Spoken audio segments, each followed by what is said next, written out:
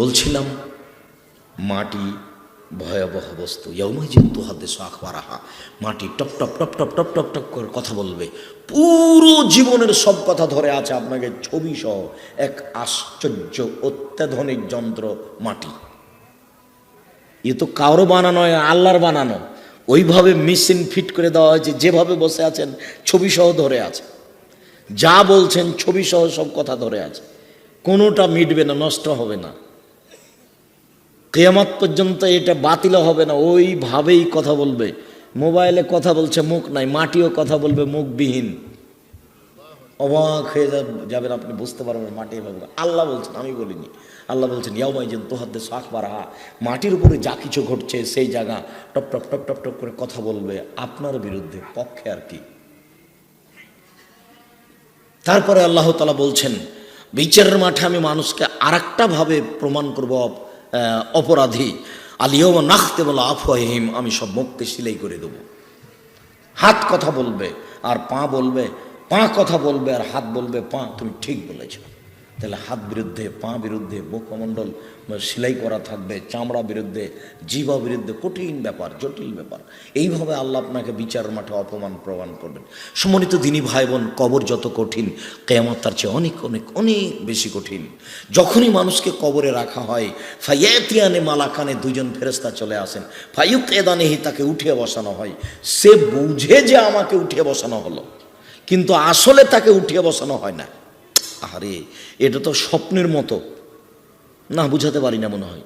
কবরটা কিসের মতো? স্বপ্নের মতো। তাকে উঠিয়ে বসানো হয় মানে লাশটাকে উঠিয়ে বসানো হয় না, ও বুঝে যে আমাকে উঠিয়ে বসানো হলো। আর যে দুইজন ফেরেশতা আছে, আসওয়াদানে আজরাকানে, কালো নীল। কালো নীল মানে ভয়াবহ, কালো নীল মানে ভয়াবহ, কালো নীল মানে ভয়াবহ। চোখে দেখে না, কানে বধির। কানেও শোনে না, চোখেও দেখে না, চোখে অন্ধ, কানে বধির। আশ্চর্য। দুইজন আসে, এসে তাকে উঠিয়ে বসিয়ে কথা বলা শুরু করে। মাহাজার রাজুল আল্লাহ যে বৈশাফিকুম, সে লোকটা কে, যে লোকটাকে আপনাদের পাশে পেটে পাশড়ানো হয়েছিল? তখন বলবে না, আমি সাক্ষ্য দিচ্ছি, আমি জানি আল্লাহ মুহাম্মদ সাল্লাল্লাহু আলাইহি সাল্লাম, তিনি হচ্ছেন মুহাম্মদ সাল্লাল্লাহু আলাইহি সাল্লাম, তিনি হচ্ছেন আল্লাহর বান্দা এবং তার রাসূল। তখন তারা দুইজন বলবেন না, কাতকুল্লা তাকুল্লা হাজা, না না আলো না না আলো আল্লাহ তাকুল্লা হাজা, হ্যাঁ আমরা জানি যে তুমি এ কথাই বলবে, হ্যাঁ আমরা জানি যে তুমি এ কথাই বলবে। তারপরে বলবে নাম কানামতিল্লাহ আরশে, ঘুমিয়ে যাও, বাসরতের ঘুমানোর মতো। না না না না না না, আমি বাড়ি ফিরে যাব, আমার এই ভালো অবস্থাটা বাড়িতে বলে দেবো। আরে না, তুমি ঘুমিয়ে যাও। নাম কানামতিল্লাহ আরশে, বাসর রাতের ঘুমানোর মতো ঘুমিয়ে যাও। লাইউকে জহিল্লাহ বাহানিহি, যাকে কেউ জাগায় না অতীব প্রিয় মানুষ ছাড়া। বাসর রাতের ঘুমানোর মতো ঘুমিয়ে যাও, যাকে কেউ জাগায় না নিজের কাছের মানুষ ছাড়া, অতীব প্রিয় মানুষ ছাড়া কেউ জাগায় না, এভাবে তুমি ঘুমিয়ে যাও। সম্মানিত উপস্থিত বৈঠকের দিনী মুসলিম ভাই বোন, কবরের শাস্তি, কবরে থাকার সময়সীমা হলো ভালো মানুষের জন্য বাসর রাতের থাকার সময়সীমা যতটুকু। বাসর রাতের কতটুকু সময় হতে পারে? বিভিন্ন অনুষ্ঠানের কথাবার্তা এই সেই হতে হতে রাত্রি 10টা 12টা হয়ে গেছে। তারপরে আপনি বাসর রাতের ঘরে ঢুকলেন, দেখলেন আপনার স্ত্রীকে সাজানো আছে। স্ত্রীকে সাজাতে হবে, এ কথাই ঠিক। ওই ঘরে মিষ্টি থাকবে, এ কথাই ঠিক। ওই ঘরে কিছু দুধ পানি থাকবে, এ কথাই ঠিক। কনেকে সাজাতে হবে, এ কথাই ঠিক। যা কিছু আছে বিউটি পার্লারে সব কিছু দিয়েই সাজাতে হবে, এ কথাই ঠিক। আয়েশা রাদিয়াল্লাহু তাআলা আনহা বলেন যে আনসারী মহিলারা আমাকে সাজালেন, আমি বুঝতে পারলাম না ব্যাপারটা কি, তারা আমাকে এভাবে সাজাচ্ছে কেন, তবে কি দিয়ে সাজানো হয়েছে তিনি তা বলেননি। আসমা বিনতে ইয়াজিদ বলছেন কাইয়াম তো আয়েশা তাহলে রাসূলুল্লাহ সাল্লাল্লাহু আলাইহি সাল্লাম, আয়েশাকে আমি সুন্দরী করে সাজালাম রাসূল সাল্লাল্লাহু আলাইহি সাল্লামের জন্য।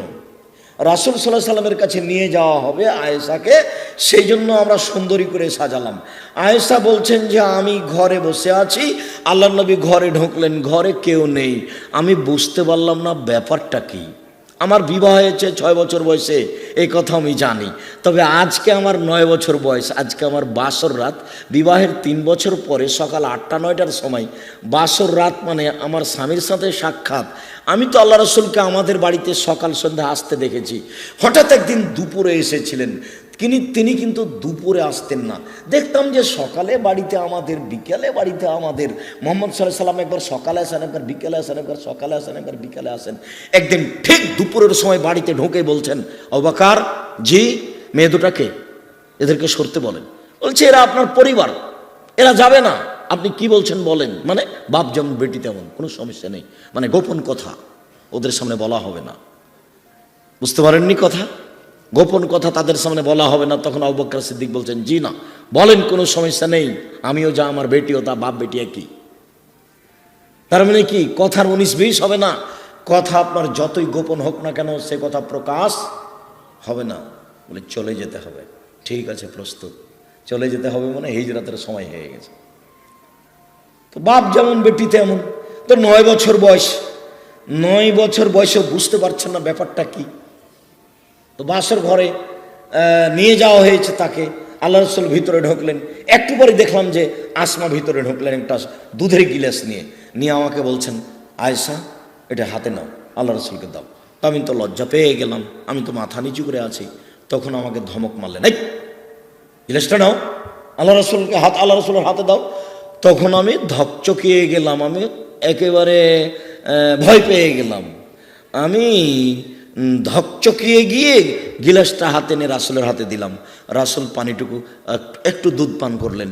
তারপর আমাকে বললেন যে তুমি পান করো। আমি পান করলাম। তারপর বললেন যে আসমাকে দাও। আমি আসমাকে দিতে গেলাম। তখন আসমা বলছে, না না না না না না না, আমি আয়েশার হাত থেকে নেব না, আমি আপনার হাত থেকে নেব। তখন আল্লাহ রসুল বলছেন, আয়েশা দাও, আমার হাতে দাও। তো আল্লাহ রসুল নিলেন, তারপর আসমা দিলেন। আসমা আবার দুধ পান করলেন। তাহলে যে বাসর ঘর সাজাচ্ছে সেও এই খাওয়ার অনুষ্ঠানে অংশগ্রহণ করবে, তবে ভাবি নয়, চাচাতো বোন, খালাতো বোন, ফুফাতো বোন নয়। এরাই যদি বাসর ঘর সাজায় তাহলে জেনা আগেই হচ্ছে, তাহলে সংসারের সূচনায় জেনা, তাহলে এই সংসার ভালো হবে কি দিয়ে? বর কনের বাড়ি হলুদ মাখতে যেতে পারে না, তাহলে সূচনাতেই জেনা, এটা ভালো হবে কি করে? কনে বরের বাড়ি হলুদ মাখতে যেতে পারে না, তাহলে সূচনাতেই জেনা, সময় ভালো হবে পরিবেশ কি করে? কমিউনিটি সেন্টারে মেয়েটাকে এভাবে সাজিয়ে বসানো যাবে না।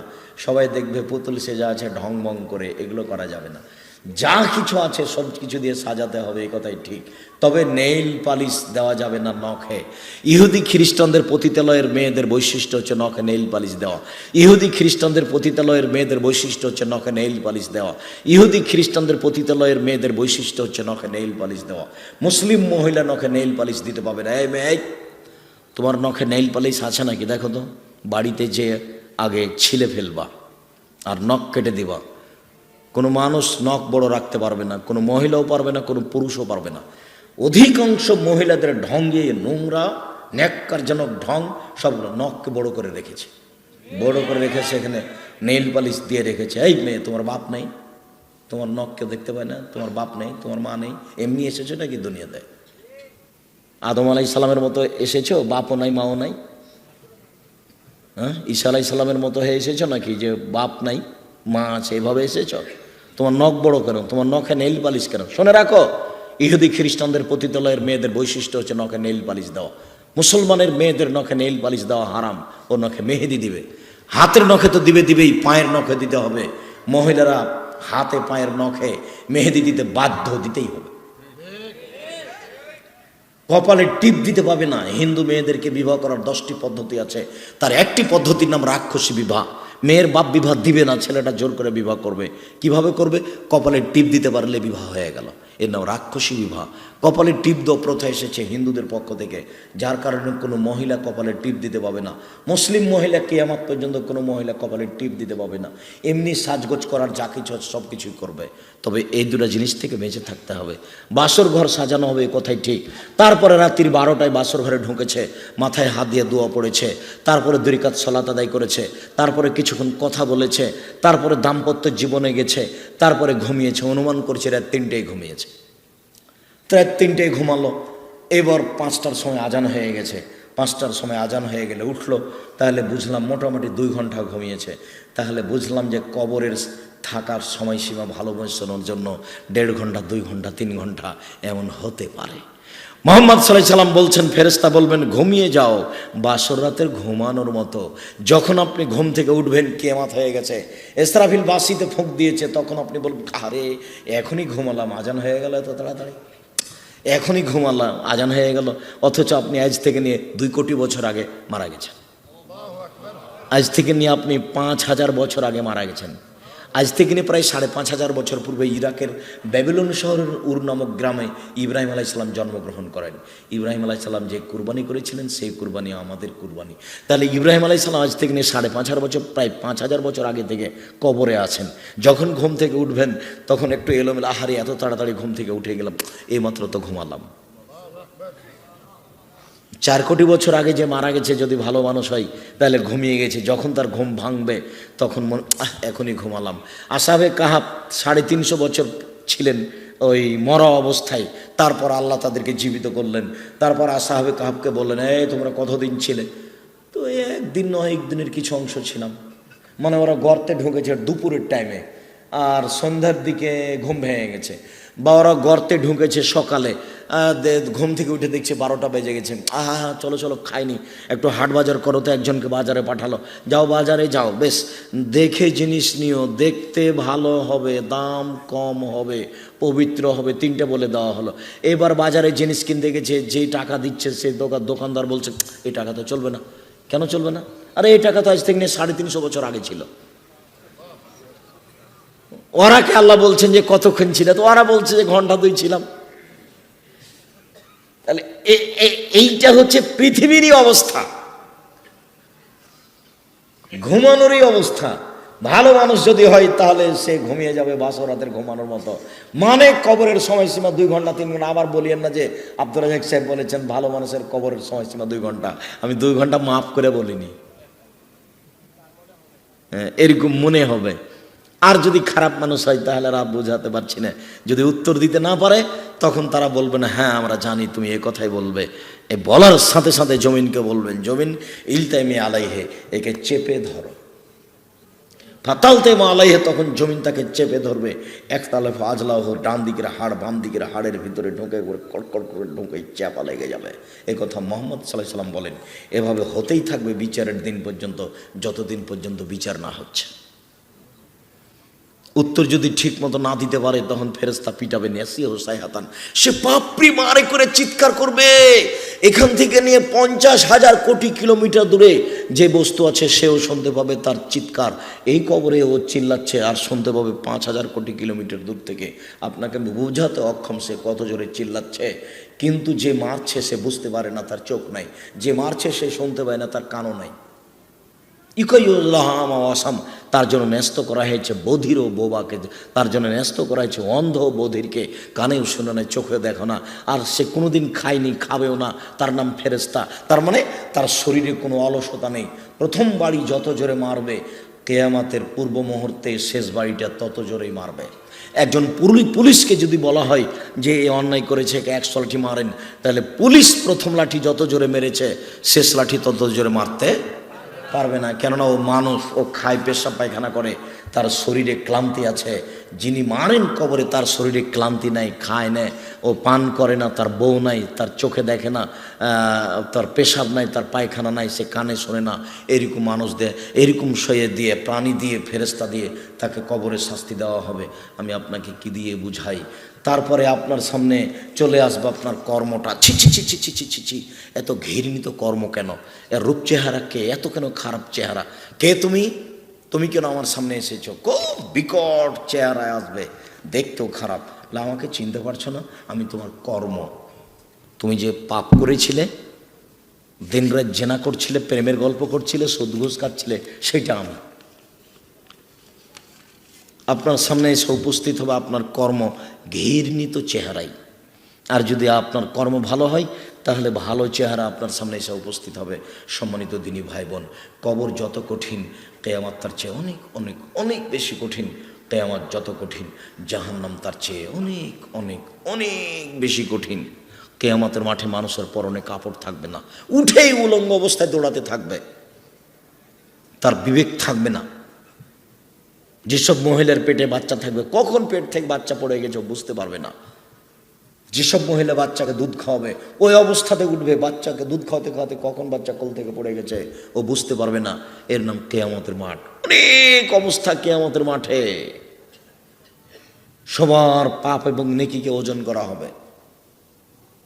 সবাই উলঙ্গ অবস্থায় দৌড়াতে থাকবে, সবাই আল্লাহর সাথে মুখামুখি কথা বলবে, সবাই একবার চুলের মতো সরু পথের উপর দিয়ে যেতে বলা হবে।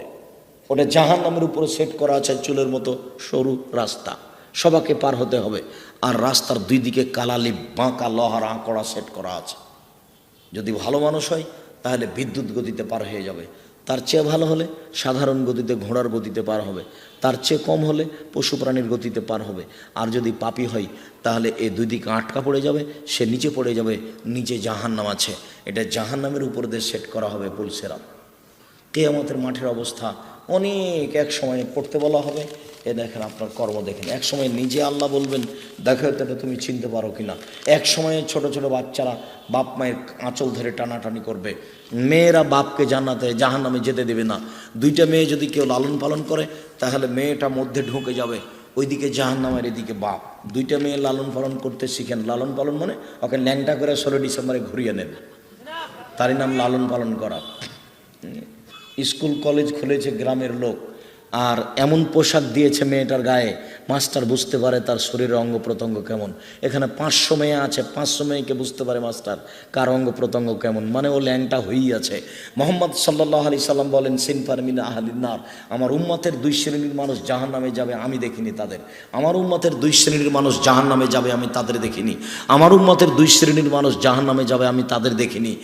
এক কমন মাহম সেত, এক শ্রেণীর মানুষ তাদের হাতে থাকবে লাঠি, কাজনাবিল বাকারে গাভীর লেজের মতো। এক শ্রেণীর মানুষ তাদের হাতে থাকবে লাঠি, লাঠি হবে গাভীর লেজের মতো, একদিক মোটা একদিক চিকন। এজরেবুনা বেহান্নাস, তাদের তারা মানুষকে মারবে, এরা জাহান্নামে যাবে। এরকম লাঠি থাকে প্রশাসনের লোকের হাতে, এরকম লাঠি থাকে যারা কলেজ বিশ্ববিদ্যালয়ে পড়ে তাদের হাতে।